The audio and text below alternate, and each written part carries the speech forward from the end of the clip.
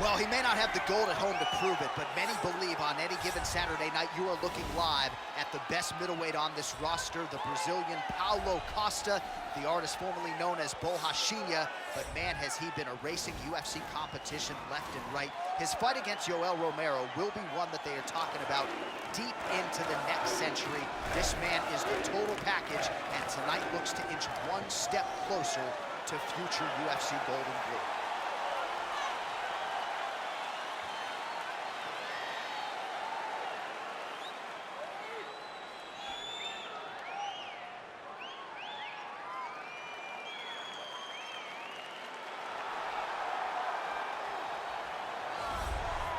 Well, DC, this is a true mixed martial artist of the highest order. You've watched the film. Hard for me to see much in terms of glaring weaknesses, and he believes he can react to anything that is thrown his way inside that octagon. It's unbelievable because whenever you're trying to prepare for someone, you look for weaknesses. But when you watch this guy, nothing jumps off the page. When you think I have to go wrestle him, you realize very quickly that not only can he defend takedowns, he can also go and secure them himself. He's that new breed of fighter that has been doing every discipline from the very start of his career.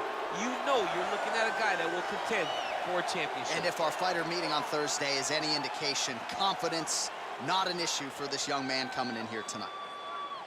Our tale of the tape for this much-anticipated middleweight encounter. 3 years apart, with similar height and some differences in reach. All right, now to get us started, here's Bruce Buffer. Ladies and gentlemen, this fight is 3 rounds in the UFC middleweight division. Introducing first, fighting out of the blue corner. This man is a kickboxer, holding a professional record of 14 wins, 2 losses. He stands 6 feet 1 inch tall, weighing in at 185 pounds. Paulo the Eraser Costa! And now introducing his opponent, fighting out of the red corner. A mixed martial artist holding a professional record of 12 wins, no losses. He stands 6 feet 2 inches tall, weighing in at 185 pounds.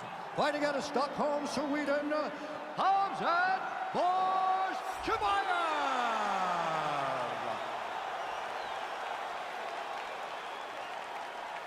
And when the action begins, our referee in charge, Herb Dean.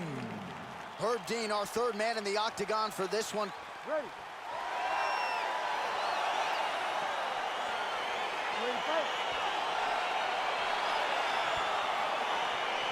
All right, crowd getting excited as this fight gets underway, and you hate to call any fighter on this UFC roster a specialist, but on one side, you have a definite striker taking on a true 5-2 opponent.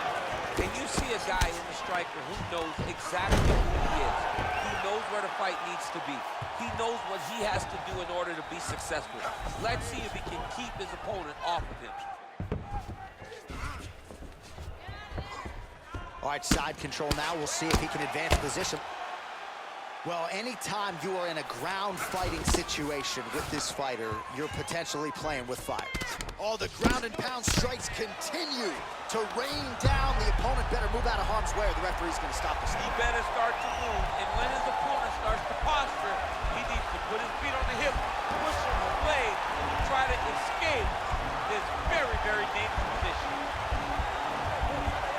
There he is. He's moving to the finishing position. Now watch, he goes parallel right next to his opponent. When it's time to... Oh, he might have got it with a choke. Wow.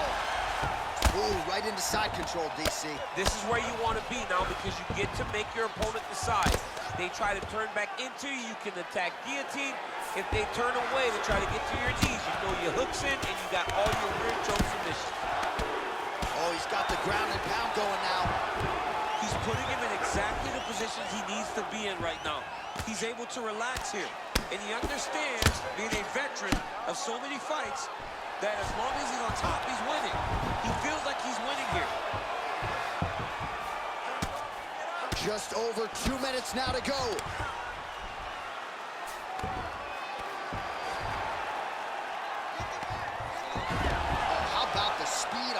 Reversal there. I mean, I know you can get out of some bad spots, but not with that type of speed. You cannot allow him to get leverage on the bottom. What a sweep. Close guard.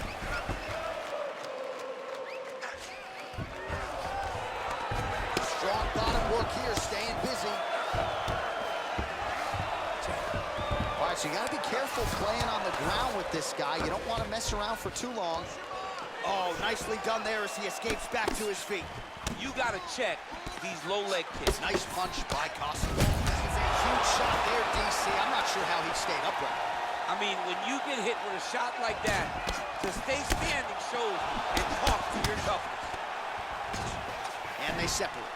He's back in the clinch position. This is where he... Oh, the master of the transition. Nice scramble. A lot of top pressure being applied here as he works out of side control. Thought he's going to attack a triangle choke here.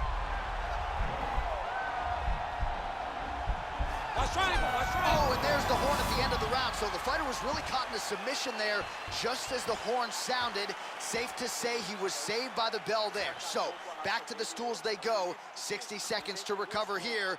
We're going to fight on, ladies and gentlemen. Another round coming up. All right, that's the end of the round as we show you some of the highlights over those 5 minutes. Really a clinic when it comes to the ground and pound. Yeah, man, this is what you're taught.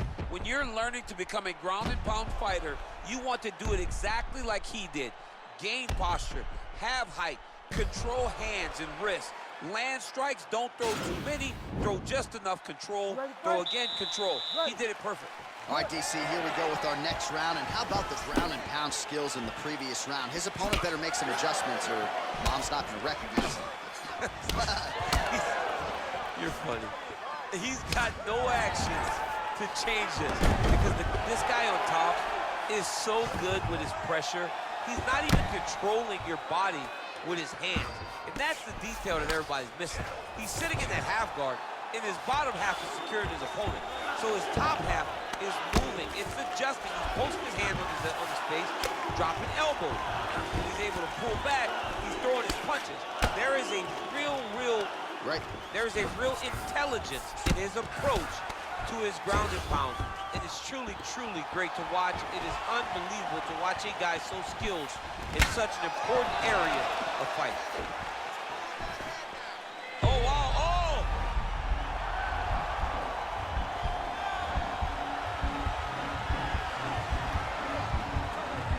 Oh, now he's in trouble. He's gone, he's gone, he's gone, he's gone. And that will do it. He's done, he's done.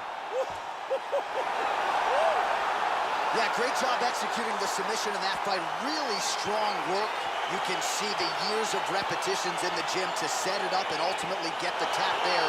Great technique to set up the finish. All right, let's take a look back at the replay as he gets it done by submission tonight, champ. He does a great job of staying patient. He doesn't rush or panic. You are never safe when you're fighting this guy. You're in a lot of trouble. You're in a lot of trouble the entire time when you're this good in the submissions.